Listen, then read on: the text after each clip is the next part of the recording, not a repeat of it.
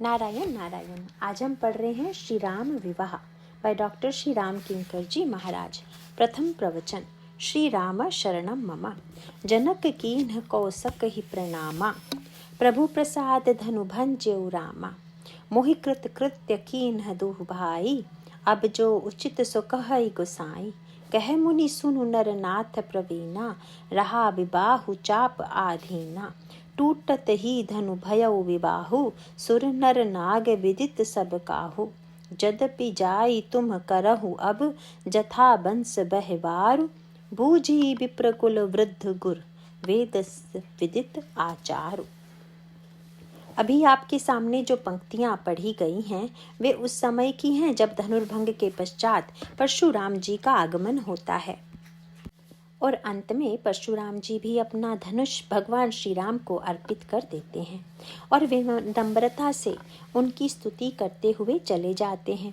तब उसके पश्चात राजर्षि जनक महर्षि विश्वामित्र के चरणों में प्रणाम करते हैं और उनसे बड़े विनम्र स्वर में कहते हैं कि महर्षि, आपकी कृपा से ही श्री राम के द्वारा धनुर्भंग हुआ और इन दोनों भाइयों ने मुझे कृतकृत्य कर दिया।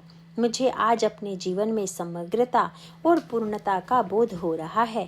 अब आपके चरणों में मैं यह प्रार्थना करने के लिए उपस्थित हुआ हूँ कि इसके बाद मेरे लिए क्या करना उचित है वह कृपा करके मुझे निर्देश दें।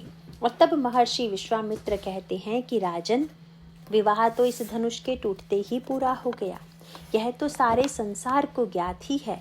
फिर भी तुम अपने गुरुजनों तथा अपने परिवार के वृद्धजनों से आज्ञा लेकर तुम्हारे कुल की जैसी परंपरा हो उसी परंपरा के अनुकूल व्यवहार करो।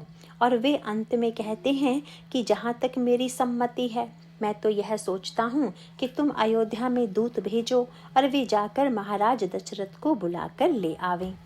महर्षि विश्वामित्र के इस आदेश को राजर्षि जनक शिरोधार्य करते हैं और जनकपुर से अयोध्या की ओर दूत भेजे जाने की तैयारी आरंभ हो जाती है।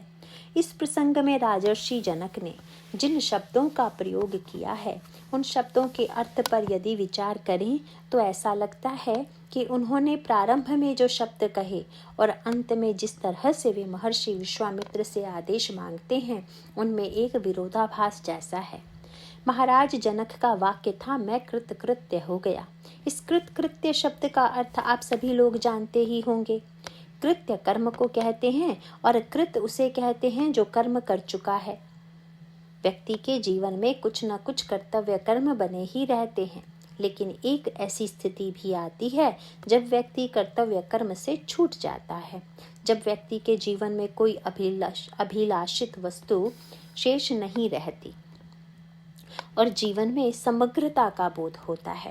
व्यक्ति को जब यह प्रतीत होता है कि अब जीवन में कुछ भी पाना शेष नहीं रह गया है, तब उसके लिए जिस शास्त्रीय शब्द का प्रयोग किया जाता है वह शब्द है कृतकृत्यता।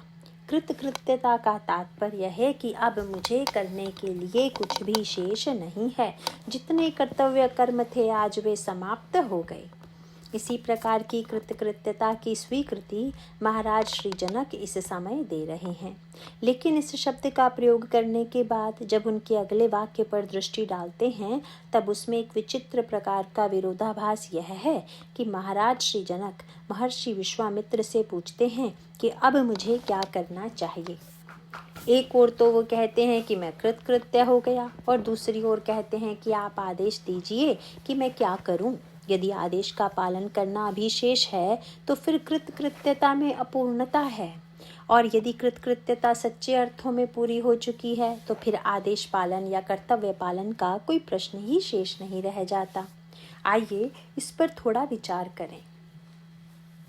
महाराज श्री जनक की कृतकृत्यता का स्वरूप क्या है और कृतकृत्यता के बाद भी क्या कुछ करना शेष रह जाता है, यह प्रश्न है। कृतकृत्यता का बोध कब होता है? जब ये चार घटनाएं जीवन में पूर्ण हो जाती हैं, तब व्यक्ति के हृदय में कृतकृत्यता का बोध होता है। और वे चार घटनाएं हैं ताड़का का वध, अहल्या उद्धार, भगवान शंकर के धनुष का भंग किए जाना और परशुराम जी के धनुष का भगवान श्री राम की ओर खींचकर चले जाना। पर सूत्र के रूप में मैं उसकी चर्चा पुनः कर दूं कि इन घटनाओं का संबंध अंतःकरण चतुष्टय से है। जब समग्र अंतःकरण में परिपूर्णता का बोध होता है तभी यह कृतकृत्यता शब्द सार्थक होता है। उसका तात्विक तात्पर्य क्या है? सबसे पहले तो जो अभाव की अनुभूति है, उस अभाव की अनुभूति का मूल कारण गोस्वामी जी ताड़का को मानते हैं। विनय पत्रिका और रामचरितमानस में वे कहते हैं कि व्यक्ति के मन में रहने वाली दुराशा ही ताड़का है, और जब तक व्यक्ति के मन में विविध प्रकार की दुराशाएं विद्यमान हैं तब तक वह निरंतर संत्रस्त रहेगा, कर्म करते हुए थका हुआ ही अनुभव करेगा। और मन में कृतकृत्यता का बोध तभी होता है जब व्यक्ति के अंतर्मन में रहने वाली यह जो ताड़का है, दुराशा है, वह पूरी तरह से विनष्ट हो जाती है। गोस्वामी जी से पूछा गया कि कौन व्यक्ति धन्य है, तब उसका उत्तर देते हुए विनय पत्रिका में उन्होंने कहा कि जिन लोगों के जीवन में लोलुपता की वृत्ति है, आशा की वृत्ति है, वे तो संसार में सबके सेवक हैं, क्योंकि वे सबसे कुछ न कुछ पाने के लिए व्यग्र रहते हैं। किंतु प्रभु के विश्वास का आश्रय लेकर जिन्होंने अपने जीवन से समस्त आशाओं को जीत लिया है, सच्चे अर्थों में भगवान के भक्त वे ही हैं।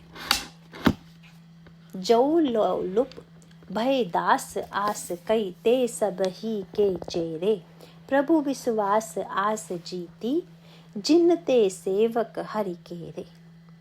इसका अभिप्राय यह है कि यह जो मन की दुराशा है, मन में जो दूसरों से प्रत्याशा लगी हुई है, उसका मिट जाना ही साधना के श्री गणेश का सबसे पहला लक्षण है। किंतु दुराशा का मिटना बड़ा कठिन है। व्यक्ति दूसरों से प्रतिदान के रूप में कुछ न कुछ पाना चाहता है, और चाहे वह प्रत्याशा स्वयं अपने अंतःकरण के किसी विशेष गुण को लेकर हो और चाहे किसी बाहरी व्यक्ति को लेकर, किंतु जब तक व्यक्ति के मन में प्रत्याशा बनी हुई है तब तक मन में परिपूर्णता का बोध नहीं होगा। भगवान श्री राघवेंद्र के द्वारा विश्वामित्र के संकेत पर ताड़का का वध कर देने का तात्पर्य यह है कि मानो अब दुराशा नष्ट हो चुकी है। दुराशा को भगवान श्री राघवेंद्र मारते ही नहीं हैं, अपितु एक बाण से ही ताड़का का वध करने के पश्चात उन्होंने उसे अपने आप में ही विलीन कर लिया। गोस्वामी जी ने कहा, एक ही बाण प्राण हरि लीन्हा, दीन जानिते ही निज पद दीन्हा। इसका अभिप्राय यह है कि व्यक्ति के अंतःकरण से यदि आशा मिट जाए तो वह व्यक्ति निराशावादी हो जाएगा।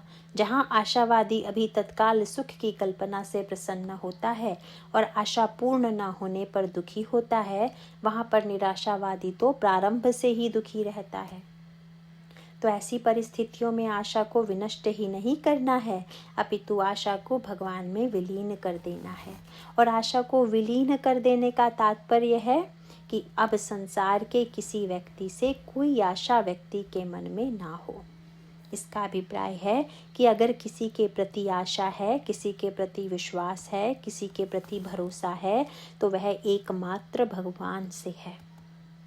इसीलिए गोस्वामी जी दोहावली रामायण में कहते हैं, एक भरोसो एक बल, एक आस विश्वास, एक राम घनश्याम हित, चातक तुलसीदास। जैसे चातक के अंतःकरण में स्वाति नक्षत्र के जल को छोड़कर अन्य किसी जल को पीकर तृप्ति होने की आकांक्षा है ही नहीं, ठीक इसी प्रकार से केवल भगवत कृपा को छोड़कर अन्य किसी से प्रतिदान में कुछ पाने की आकांक्षा जहाँ पर व्यक्ति के जीवन में समाप्त हो गई है, वहीं पर व्यक्ति के जीवन की ताड़का मिटकर भगवान में विलीन हो चुकी है। क्या इसका तात्पर्य यह है कि ऐसा जो व्यक्ति है वह समाज के प्रति कर्तव्य कर्म का पालन नहीं करेगा?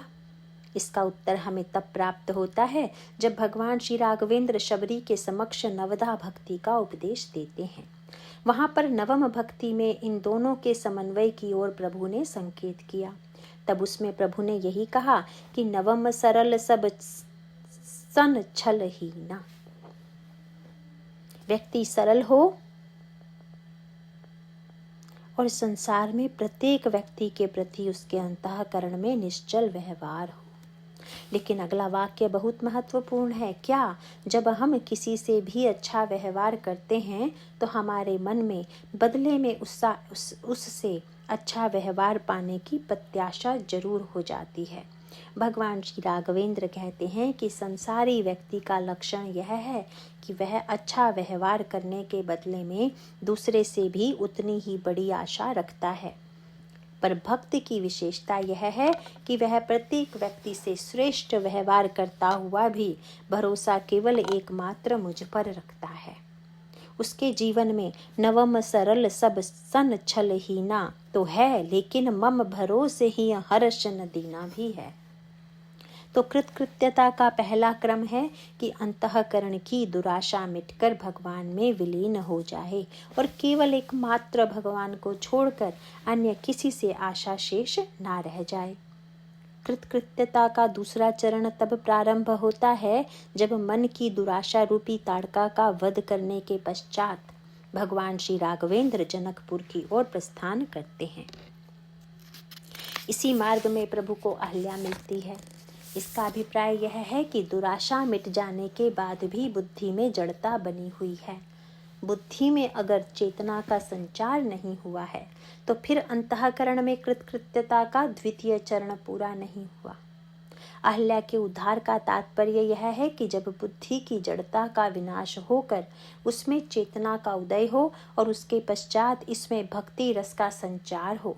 बात यह है कि बुद्धि के द्वारा व्यक्ति कई बार समझ लेता है कि यह वस्तु बुरी है, त्याज्य है, पर बुद्धि के द्वारा समझ लेने के पश्चात भी व्यवहार में विषयों के आकर्षण इतने प्रबल होते हैं कि व्यक्ति उनकी ओर आकृष्ट हुए बिना नहीं रहता। इसीलिए जब अहल्या में भगवान श्री राघवेंद्र ने चैतन्यता का संचार किया और चेतन होने के पश्चात अहल्या ने जाते जाते भगवान श्री राघवेंद्र से वरदान मांगा। वह वरदान क्या था? भगवान ने कहा, अहल्या, अब तो तुम चेतन हो चुकी हो, अब तुम्हारी जड़ता पूरी तरह विनष्ट हो चुकी है। अहल्या ने कहा, महाराज, क्या कोई व्यक्ति यह दावा कर सकता है कि एक बार जो जड़ता हमारी बुद्धि से हट चुकी है वह पुनः नहीं आएगी? मैं तो पहले भी महर्षि गौतम की अनुगामिनी थी। मैंने उनकी सेवा का व्रत लिया था। मैंने धर्म को अपने आचरण में स्वीकार किया था, पर इतना होते हुए भी मेरी बुद्धि भ्रमित हो गई, मेरी बुद्धि धोखा खा गई। तो मैं यह दावा नहीं कर सकती कि मैं भविष्य में कभी भी धोखा नहीं खाऊंगी। बिनती प्रभु मोरी मैं मति भोरी। महाराज, मेरी बुद्धि तो भोरी है। भोरी माने जो शीघ्रता से भुलावे में आ जाए। तो अहल्या ने कहा कि महाराज, इसका उपाय यही है कि बार बार क्यों आपके श्री चरणों को कष्ट दूं। इसके स्थान पर यदि यह दवा ही मैं साथ में लेती जाऊं, जिस दवा के सेवन से इस प्रकार की परिस्थिति ही उत्पन्न ना हो, और वह दवा क्या है? तो अहल्या कहती है, बिनती प्रभु मोरी मैं मति भोरी, नाथ न मांग उबर आना, पद कमल परागा रस अनुरागा, मम मन मधुप करई पाना। आपके चरणों की धूलि से ही तो मेरा उद्धार हुआ, आपके चरणों के पराग से ही तो कल्याण हुआ है मेरा। वस्तुतः मेरा मन तो है भ्रमर, और भ्रमर का स्वभाव यह है कि वह रस के बिना नहीं रह सकता।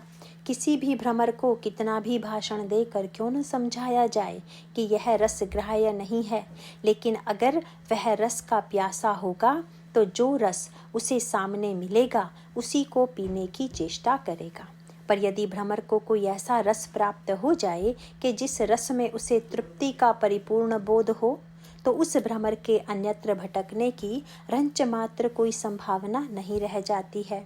इसीलिए प्रभु, अगर हमारे मन भ्रमर को आपके चरणों का अनुराग रूपी रस निरंतर पीने को मिलता रहे, हमारा मन भक्ति रस में निरंतर अनुरागी बना रहे, तो फिर उसका परिणाम होगा कि यह जो मेरी बुद्धि है वह पुनः विषय रस को देखकर भ्रमित नहीं होगी। इसीलिए बुद्धि जड़ से चेतन होकर भक्ति रस से परितृप्त हो जाए, भक्ति रस से सराबोर हो जाए, तो कृतकृत्यता का दूसरा चरण पूर्ण होता है।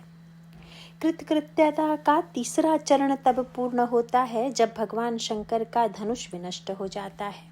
शिव धनुष अहम का प्रतीक है। उसके टूटने का अभिप्राय है अहंकार का खंडित हो जाना। यह अहंकार जीवन में इतने रूपों में आता है कि उसे पकड़ पाना ही कठिन है। कभी कभी यही होता भी है कि व्यक्ति के मन में विश्वास की महिमा आते आते अपनी ही महिमा आ जाती है। और अपनी महिमा आ जाने का तात्पर्य यह है कि जब व्यक्ति कहता है कि विश्वास फलदायी है, तो मानो वह यह मान लेता है कि ईश्वर की अपेक्षा भी मेरे विश्वास में अधिक शक्ति है। तब उसका परिणाम यह होगा कि वह तो विश्वास को भी अहंकार बना देगा। अपने आप में विश्वास के भी अहंकार हो जाने का डर तो बना ही रहता है। इसीलिए रामचरितमानस में यह दिखाई देता है कि रामायण के उत्कृष्ट से उत्कृष्ट पात्रों के जीवन में भी कभी न कभी संशय उत्पन्न होता है। साधना का अभिमान विनष्ट हो जाने के पश्चात भी व्यक्ति के अंतःकरण में विश्वास का अभिमान आ सकता है कि मेरी तो सारी आशाएं नष्ट हो चुकी हैं, मेरी तो समस्त वासनाएं भी समाप्त हो चुकी हैं और मेरा तो भगवान के चरणों में प्रगाढ़ विश्वास है। संशय के उदय होने का तात्पर्य मानो साधक को यह दिखा देना है कि विश्वास करना भी तुम्हारे बस में है। कोई विश्वास को सदैव बनाए रखे, क्या यह किसी व्यक्ति के बस में है? वस्तुतः विश्वास भी व्यक्ति अपने बल पर नहीं कर सकता। इसीलिए इस संशय के माध्यम से बताया गया कि मनुष्य के अंतःकरण में यदि अन्य अभिमान है तो यह तो त्याज्य है ही, पर अगर व्यक्ति अपने विश्वास के प्रति भी अहंकारी है तो वह अहंकार भी विनष्ट किया जाना चाहिए। इसीलिए यह शंकर का धनुष तोड़ना अहंकार का विनष्ट किया जाना है। जब मन की दुराशा विनष्ट हो गई, बुद्धि चैतन्य हो गई, जब अहंकार पूरी तरह से भगवान के चरणों में अर्पित हो गया, तब अपने अंतःकरण में समग्र कृतकृत्यता का अनुभव करने के लिए केवल एक कार्य शेष रह जाता है, जिस कार्य को पूरा करने के लिए परशुराम जी ने प्रभु से अनुरोध किया था। परशुराम जी ने जो धनुष खींचने के लिए कहा था, वह धनुष विष्णु भगवान का था। उन्होंने यही कहा था, राम रमापति कर धनु तेहु, खेचहु मिटहि मोर संदेहु। विष्णु भगवान को विराट तत्व में चित्त का प्रतीक मानते हैं। अहंकार शिव बुद्धि अज मन ससि चित्त महान। तो इस तात्पर्य यह है कि मन बुद्धि और अहंकार की समस्या का समाधान होते ही जब चित्त पूरी तरह से खिंचकर भगवान की ओर चला जाता है, जब अंतःकरण चतुष्टय में परिपूर्णता का बोध होता है, तभी ऐसा लगता है कि अब जीवन में कुछ भी पाना शेष नहीं रह गया है। और जब तक यह धनुष भगवान राम की ओर खींचकर नहीं गया था, तब तक धनुष टूटने के बाद भी महाराज जनक ने कृतकृत्य शब्द का प्रयोग नहीं किया। पर जो ही धनुष खींचकर भगवान श्री राम की ओर गया, त्यों ही उन्होंने कहा कि मैं कृतकृत्य हो गया। लेकिन कृतकृत्य हो जाने के बाद अब क्या करना शेष रह गया, इसको रामचरितमानस में बड़े गंभीर रूप में प्रस्तुत किया गया है। उसकी विस्तार से चर्चा तो कल से करेंगे, किंतु आज आपके समक्ष संक्षेप में उसके कुछ सूत्र रखूंगा। वैसे तो यह प्रश्न अनेक शास्त्रीय ग्रंथों में उठाया गया है और गीता में भगवान श्री कृष्ण जहाँ पर पुरुष की व्याख्या करते हैं, वहाँ पर आत्मतृप्त व्यक्ति की व्याख्या करते हुए वे भी उन्हीं शब्दों का प्रयोग करते हैं जिन शब्दों का प्रयोग रामचरितमानस में किया गया है। दोनों में बिल्कुल एक ही बात कही गई है। भगवान श्री कृष्ण कहते हैं कि तस्य कार्यम न विद्यते, ऐसा जो आत्मतृप्त व्यक्ति है, कृतकृत्य व्यक्ति है, उसके जीवन में अब कोई कर्म शेष नहीं रहा। रामचरितमानस में भी ठीक यही व्याख्या करते हुए कहा गया कि कर्म की हो ही स्वरूप ही चिन्ह। इसका सीधा सा तात्पर्य यह है कि अपने स्वरूप का परिचय प्राप्त करने के बाद फिर व्यक्ति के जीवन में कोई कर्म शेष नहीं रह जाता। लेकिन भगवान कृष्ण एक और तस्य कार्यम न विद्यते का उपदेश देते हैं और दूसरी ओर अर्जुन से इसका बड़ा विस्तृत विवेचन करते हैं कि उसका क्या कर्तव्य है।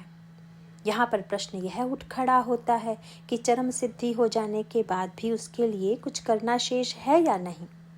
तो इसका उत्तर रामचरितमानस में इस प्रसंग के द्वारा विस्तार से दिया गया है और अन्य प्रसंगों में भी सूक्ष्म रूप से जो दिया गया है वह यह है कि ऐसा जो तत्वज्ञ कृतकृत्य महापुरुष है, उसके ऊपर कर्तव्य का बोझ लादा तो नहीं जा सकता, उसे बाध्य तो नहीं किया जा सकता कि उसे कर्म करना ही चाहिए। भगवान कृष्ण अर्जुन के समक्ष दृष्टांत देते हुए कहते हैं कि अर्जुन, तुम तो मुझे भली प्रकार से पहचान चुके हो। क्या मेरे जीवन में रंच मात्र कर्तव्य कर्म शेष है? और भाई, जहाँ पर साक्षात ब्रह्म ही उपदेश दे रहा हो, वहाँ पर कृतकृत्यता साधना के द्वारा नहीं, अपितु वहाँ तो कृतकृत्यता सहज स्वरूप ही है। तो ऐसी परिस्थिति में भगवान कृष्ण इसका समन्वय करते हुए कहते हैं कि यद्यपि मेरे जीवन में किसी प्रकार के कर्म की अपेक्षा नहीं है, फिर भी लोक संग्रह के लिए मैं कर्म का पालन करता हूँ। यहाँ पर भी आप इसी सूत्र का समन्वय देखेंगे। जब महर्षि विश्वामित्र से जनक पूछते हैं, मुहि कृत कृत्य कीन्ह दुनु भाई, अब जो उचित सो कहई गुसाई। महाराज, इन दोनों भाइयों ने आज मुझे कृत्य कर दिया, किंतु आप यह बताइए कि मेरे लिए क्या उचित है। विश्वामित्र तो प्रारंभ में ही घोषणा करते हैं कि भाई, कृत्यता तो तुम्हारे जीवन में आ ही चुकी है। कह मुनि सुनु नरनाथ प्रवीणा, रहा विबाहु चाप आधीना, टूटत ही धनु भयउ विबाहु। और इस प्रकार जब अंतःकरण चतुष्टय की समग्रता हो गई, इसकी शुद्धि हो गई, तब उसके पश्चात तो सीता और राम का विवाह जीवन में हो ही चुका।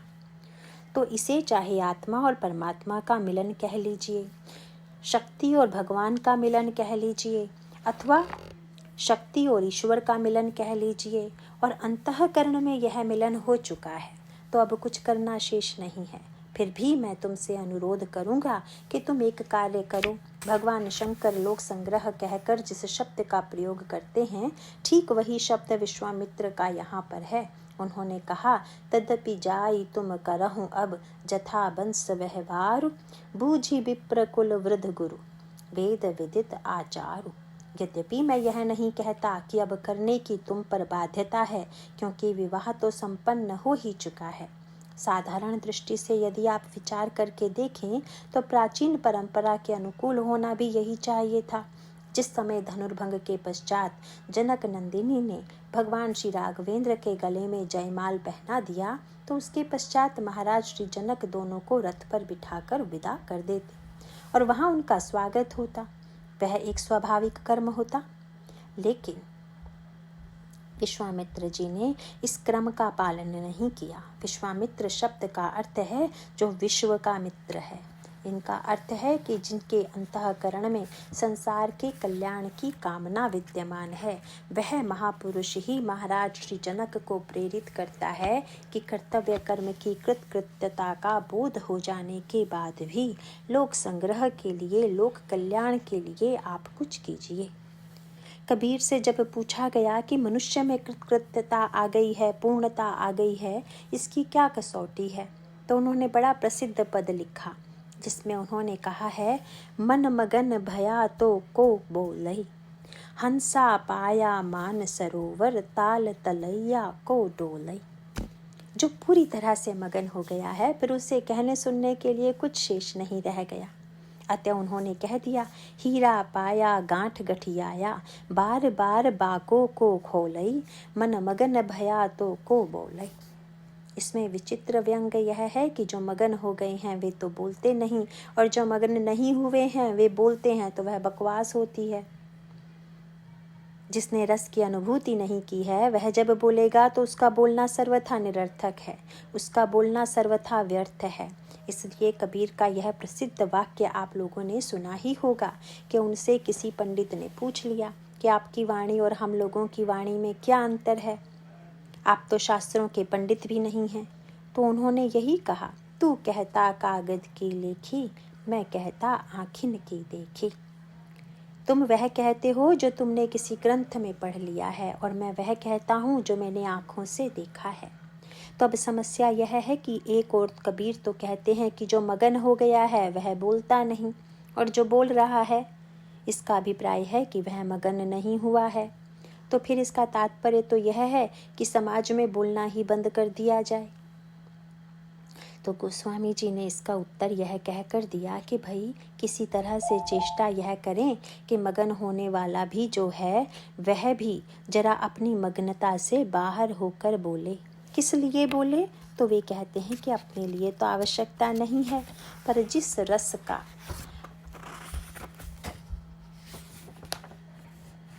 उसने स्वयं अनुभव किया है, उस रस को जरा बाहर वालों को भी तो पिलाने की चेष्टा करे, बाहर वालों को भी तो उस मिठास का अनुभव कराए। रामायण में इसका बड़ा सुंदर संकेत आता है। भगवान शंकर मन मगन भया तो को बोले कि सर्वश्रेष्ठ आदर्श हैं। जब एक बार नेत्र मूंद कर समाधि में बैठ जाते हैं तो फिर वे कितने वर्षों तक समाधि में बैठे रहेंगे, उसकी कोई गणना नहीं कर सकता। कभी कभी तो उसको पढ़कर भी व्यक्ति चकित हो उठता है। एक बार शंकर जी समाधि में बैठे तो कितने वर्ष बैठे रह गए? तो लिखा हुआ है, बीतई संवत सहस 87 तजी समाधि शंभु अविनाशी। 87,000 वर्ष तक समाधि में बैठे रह गए। किसी ने पूछा, यह क्या हुआ? बोले, लागी समाधि अखंड अपारा। भीतर ही जब अपार रस स्रोत्र लहरा रहा है, जब अखंड भीतर में ही विद्यमान है, तो अखंड को छोड़कर खंड में, अपार को छोड़कर ससीम में आने की क्या आवश्यकता है? इसीलिए शंकर जी डूबे ही रहे। पर गोस्वामी जी ने कहा कि इस क्रम को बदलना पड़ेगा। इसीलिए हिमालय पर्वत पर शंकर जी अकेले नहीं हैं। शंकर जी के सामने पार्वती जी भी बैठी हुई हैं। वे भगवान शंकर के चरणों में प्रणाम करते हुए कहती हैं कि मैं आपसे राम कथा के विषय में एक प्रश्न करना चाहती हूँ। जिस समय पार्वती जी ने राम कथा के विषय में जिज्ञासा प्रकट की तो वहाँ एक शब्द आता है कि शंकर जी ने प्रसन्न होकर कहा, पार्वती पूछे हूँ रघुपति कथा प्रसंगा। यह कथा प्रसंग कैसा है? तो वे बोले, तुमने जो प्रश्न किया है यह तो वस्तुतः गंगा का अवतरण है। वैसे तो गंगा के अवतरण को लेकर भर्तृहरि ने नीति शतक में एक श्लोक लिख दिया। वे कहते हैं कि जब कोई व्यक्ति नीचे गिरने लगता है तो फिर क्रमशः नीचे ही गिरता जाता है।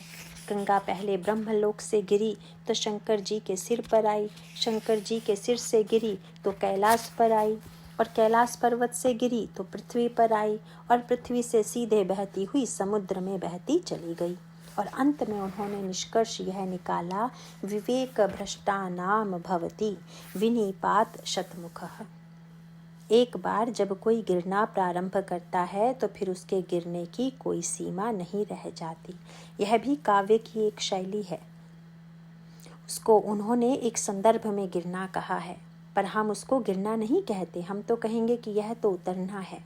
इसका अभिप्राय यह है कि भले ही गंगा ब्रह्मा के कमंडलों में सबसे ऊपर रही हो, सबसे पवित्र रही हो, और इसमें कोई संदेह नहीं है कि उनमें उस समय धन्यता की पराकाष्ठा रही होगी, पर जब वे लोक कल्याण के लिए नीचे उतर आती हैं तो उनके नीचे उतरने का परिणाम यह होता है कि तब वे संसार के कोटि कोटि लोगों को पवित्र बना देती हैं।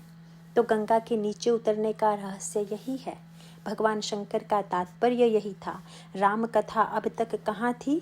जैसे गंगा पहले ब्रह्मा के कमंडलू में थी, उसी प्रकार राम कथा पहले शंकर जी के हृदय कमंडलू में विद्यमान थी। गोस्वामी जी ने लिखा, रची महेश निज मानस राखा। भगवान शंकर ने राम कथा का निर्माण किया और निर्माण करने के पश्चात उसको अपने हृदय में रख लिया। अब पार्वती जी की चेष्टा यह है कि भीतर इनके अंतःकरण की गंगा है, वे किसी प्रकार से निकलकर बाहर आए। जब भगवान शंकर से उन्होंने यह अनुरोध किया तो भगवान शंकर ने नेत्र मूंद लिए, और गोस्वामी ने वहाँ पर भी ठीक वही शब्द लिखा जो कबीर के शब्दों में मैं पहले कह चुका हूँ, मन मगन भया तो को बोलई। वहाँ पर गोस्वामी जी के शब्द क्या हैं? बोले, मगन। ज्यों ही कथा कहने के लिए बैठे त्यों ही शंकर जी मगन हो गए, क्योंकि श्री रघुनाथ रूप उर आवा, परमानंद अमित सुख पावा। तो गोस्वामी जी ने कहा कि जैसे ही उन्होंने नेत्र मूंद लिए वैसे ही भगवान श्री राघवेंद्र का साक्षात्कार करके शंकर जी ने अमित सुख पा लिया और हृदय में अपने भगवान से वार्तालाप करने में संलग्न हो गए। पार्वती जी तो घबरा गई कि कहीं लंबी समाधि फिर न लग जाए, और तब वह मग्नता कितने दिनों में टूटेगी इसका क्या पता। गोस्वामी जी ने सांत्वना देते हुए कहा कि भाई आज शंकर जी की स्थिति दूसरी है। क्या 87,000 वर्ष तक मग्न रहने वाले हैं, अनंत काल तक जो समाधि में निमग्न रह सकते हैं, वे भगवान शंकर आज कितनी देर तक मग्न रहे। गोस्वामी जी ने कहा कि मगन ध्यान रस दंड जुग, केवल 2 दंड तक भगवान शंकर ध्यान रस में डूबे रहे।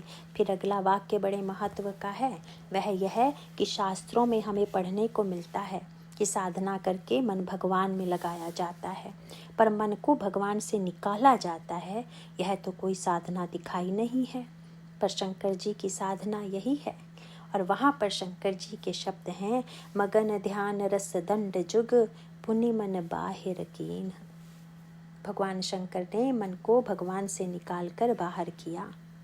तो भगवान शंकर का यह कार्य बड़ा अटपटा प्रतीत होता है, क्योंकि भगवान राम तो भीतर बैठे हुए हैं।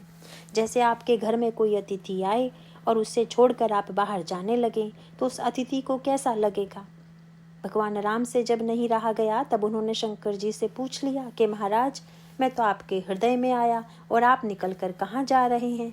शंकर जी ने कहा, महाराज मेरे सामने बड़ा संकट है, भीतर भगवान है और बाहर भक्त बैठा हुआ है। अब भक्त का स्वागत करूं या भगवान का स्वागत करूं, मेरे सामने बड़ा अंतर्द्वंद्व है। क्योंकि बाहर पार्वती जी बैठी हुई हैं आपकी कथा सुनने के लिए और हृदय में आप पधारे हुए हैं।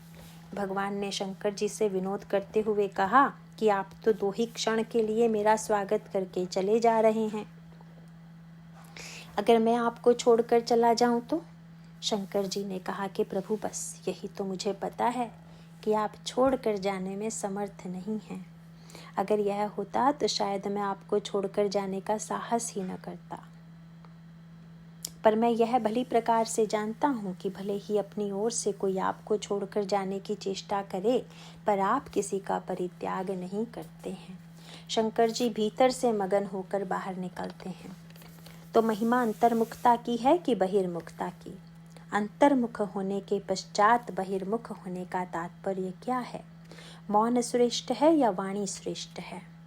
मौन तो श्रेष्ठ है, पर यहाँ पर मौन की तुलना में वाणी को, अंतर्मुखता की तुलना में बहिर्मुखता को अधिक महत्व दिया गया।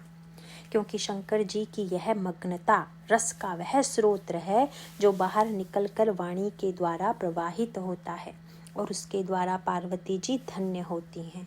केवल पार्वती जी ही नहीं धन्य होती हैं, अपितु उस राम कथा के द्वारा हम सब भी इसलिए धन्य हो पाते हैं क्योंकि शंकर जी अपनी अंतर्मुखता से निकलकर बहिर्मुखता होने के लिए, बाहर आने के लिए प्रस्तुत होते हैं। इसका अभिप्राय क्या है।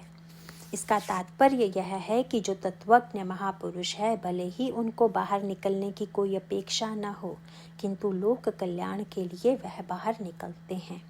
बस दोनों में अंतर यही है कि अन्य लोग बाहर निकलते हैं कुछ पाने के लिए और तत्वज्ञ बाहर निकलता है कुछ देने के लिए। पाने के लिए जो अंतर्मुख हो रहा है वही संसारी है, और जो दूसरों को कुछ देने के लिए बहिर्मुख हो रहा है वही संत है। उसी का दूसरा सांकेतिक क्रम आता है रामचरितमानस में, जिस समय सारे बंदर जनक नंदिनी श्री सीता जी की खोज में चल पड़ते हैं। उस समय 1 मास तक तो बड़े उत्साह से सीता जी की खोज में संलग्न रहते हैं, पर 1 माह तक कठिन साधना के पश्चात भी जब जनक नंदिनी का साक्षात्कार नहीं कर पाए तो गोस्वामी जी ने कहा कि उनके सामने 2 समस्याएं आ गई। और वे 2 समस्याएं थी। एक तो प्यास के मारे उनको ऐसा लगने लगा कि यदि अब जल नहीं मिलेगा तो मृत्यु हो जाएगी, और दूसरी समस्या यह आ गई कि मार्ग किधर है यह पता नहीं चल रहा था। मिलई न जल घन गहन भुलाने। तब इन दोनों समस्याओं का समाधान किया उन्हीं शंकर जी के अवतार श्री हनुमान जी ने। वहाँ पर भी गोस्वामी जी ने बड़े प्रतीकात्मक शब्दों का प्रयोग किया। मन हनुमान कीन अनुमाना, मरण चाहत सब बिनु जल पाना। हनुमान जी ने मन ही मन अनुमान कर लिया कि बिना जल के प्यास से सारे बंदर मर जाएंगे।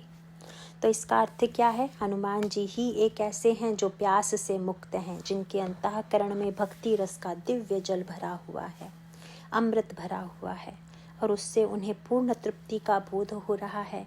पर बंदर बेचारे प्यास के मारे बेचैन हैं और मृत्यु के सन्निकट हैं। मृत्यु के सन्निकट ही नहीं हैं, अपितु वन मार्ग भी भूल चुके हैं। मन गहन भुलाने। वन को रामचरितमानस में संशय का प्रतीक माना गया है। संशय विपिन अनल सुर रंजन। इसका अभिप्राय यह है कि साधन करते करते जब साधक को सफलता प्राप्त नहीं होती है तो अतृप्ति और संशय दोनों बातें उसके अंतःकरण में उद्भूत होती हैं। प्यास लगने का तात्पर्य है अतृप्ति और जंगल में मार्ग भूल जाने का अभिप्राय है संशय। उसके मन में यह प्रश्न उठता है कि साधना या भक्ति की महिमा के लिए जो कुछ कहा जाता है वह यथार्थ भी है क्या? तब गोस्वामी जी ने कहा कि हनुमान जी ने क्या किया? मन अनुमान कीन्ह अनुमाना, मरण चहत सब बिनु जल पाना। अगला वाक्य क्या है? बोले चढ़िए गिरी शिखर। हनुमान जी बंदरों को नीचे छोड़कर पर्वत के शिखर पर चले गए। जहाँ बंदर खड़े हैं हनुमान जी उस भूमि से ऊपर चले जाते हैं और वह शिखर जिस पर हनुमान जी चढ़ जाते हैं वह विश्वास का शिखर है। गोस्वामी जी ने कहा, चढ़ी गिरी शिखर चहुँ तिसि देखा, भूमि विवर एक कौतुक दे पेखा। तब हनुमान जी का एक ऐसी गुफा की खोज करते हैं जिस गुफा में दिव्य जल भरा हुआ था। तो भाई हनुमान जी के लिए अधिक स्वाभाविक तो यह होता कि वे स्वयं गुफा में प्रविष्ट होकर जल पीते, किंतु हनुमान जी ने ऐसा नहीं किया। वे पर्वत शिखर से नीचे उतरकर बंदरों के पास चले आते हैं। यही उनका संतत्व है। वे लोक कल्याण के लिए सर्वोच्च शिखर से उतरकर नीचे आ जाते हैं, जिससे निम्न मनोभूमि की स्थिति साधक को भी ऊपर ले जाकर उस स्थिति का आनंद दिला सकें जिसकी अनुभूति उन्हें हुई थी। गिरिते उत्तरी पवन सुत आवा, सब कहूँ लई सोई बिबर दिखावा। वैसे तो ज्ञान के सर्वोच्च शिखर पर आरूढ़ जो व्यक्ति है वह जब भी नीचे की ओर आता हुआ दिखाई देता है तो उसे पतन कह सकते हैं, किंतु लोक कल्याण के लिए यदि वह अपने उस ज्ञान को लोक में वितरित करने के लिए अगर ज्ञान के शिखर से उतर कर नीचे आता है तो यह उसका पतन नहीं माना जाएगा। इसका अर्थ यह हुआ कि जब कोई अपने ज्ञान को प्रसारित करने लगता है उस समय उसको अपने स्तर से थोड़ा सा नीचे उतरकर श्रोता के स्तर की कोई बात कहनी पड़ती है और तब उसका उद्देश्य यही होता है कि सामने वाला व्यक्ति उस ज्ञान को सरलता से ग्रहण कर सके। हनुमान जी ऊपर चढ़कर फिर नीचे उतर आते हैं और उसके पश्चात बंदरों से कहते हैं कि अब आप लोग भी मेरे साथ चलिए। इसका अभिप्राय यह है कि हनुमान जी यदि नीचे उतरते भी हैं तो नीचे वालों को ऊपर उठाने के लिए। गिरिते उत्तरी पवन सुत आवा, सब कहूँ लई सोई बिवर दिखावा। सब लोगों को ले जाकर हनुमान जी ने कहा कि आप लोग उस बिवर की ओर देखिए। जब उस विवर की ओर बंदरों का ध्यान उन्होंने आकृष्ट किया तो बंदरों ने उसे आश्चर्य से देखा। चक्रवाक बक हंस उड़ाही, बहुतक खग प्रभि सहित ही माही। चक्रवाक, बगुले और हंस इस गुफा के भीतर प्रविष्ट हो रहे थे। हनुमान जी ने बंदरों से कहा कि भीतर जल का स्रोत विद्यमान है, इसके सबसे बड़े प्रमाण हैं ये जल के पक्षी। किंतु बंदरों का संचयालु मन एक कुतर्क कर बैठा। ऐसा कुतर्क व्यक्ति कभी कभी करता है। अब बंदरों ने कहा कि यह तो ठीक है कि जल के पक्षी भीतर जा रहे हैं तो भीतर जल होगा, पर जाते हुए तो सब दिखाई पड़ रहे हैं, लेकिन लौटता हुआ तो कोई दिखाई नहीं पड़ रहा है। ऐसा कैसे हो सकता है? जल पीकर उनको फिर लौटना भी तो चाहिए। इन पक्षियों के न लौटने का क्या तात्पर्य है? तब हनुमान जी ने कहा कि यही तो विलक्षण बात है। एक ऐसा भी जल है जिसको पीने के बाद फिर लौटने की आवश्यकता नहीं होती।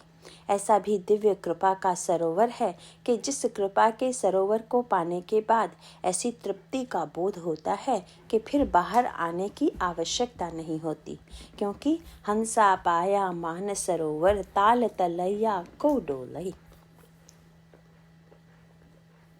साथ ही हनुमान जी ने बंदरों से कहा कि आप लोग सब चल सकते हैं।